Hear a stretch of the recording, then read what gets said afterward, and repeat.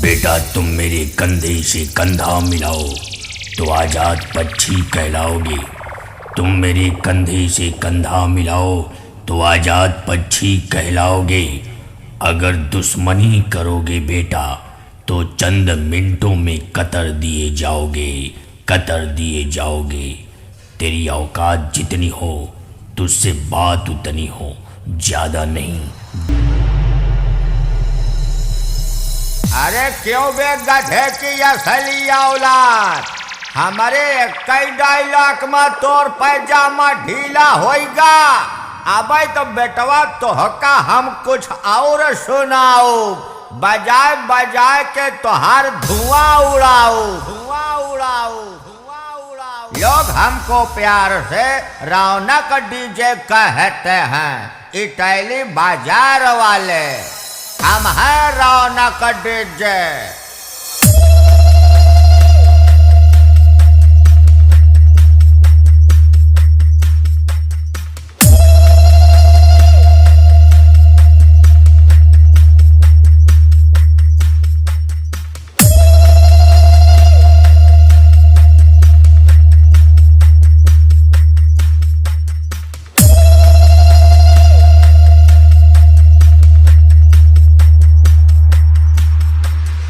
Operator Suresh भाई बजाएंगे नए अंदाज में। अरे कस बेटवा हार गया, अब तुहार मेहरिया तोहका कोटे। और सोना जा जा तो बेटवा अपने मेहर से इतना कह देना, ताई घरे मकूटे बाहर ना कूटे, ताई घरे मकूटे बाहर ना कूटे।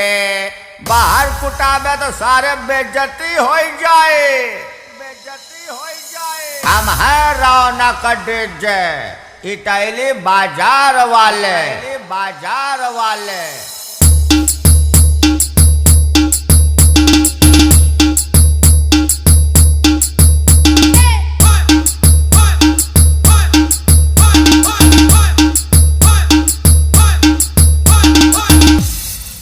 बेटा ये डीजे नहीं फौलाद है, और तू सारे दोगले की औलाद है। आग लगे सारे तोहरे इस सड़ही जवानी माँ। अब तू हमसे हार गया, जा डूब के मर जा चुल्लू भाई पानी माँ।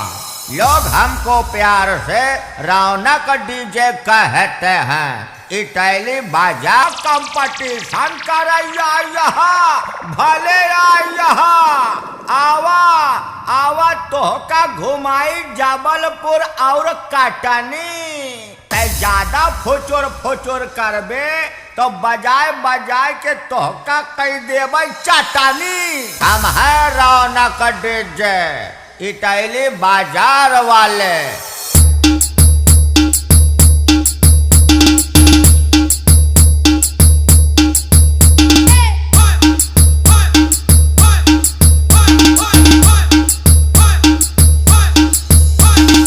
लोग हमको प्यार से रौनक डीजे कहते हैं, इटैली बाजार वाले। हम हैं रौनक डीजे, इटैली बाजार वाले।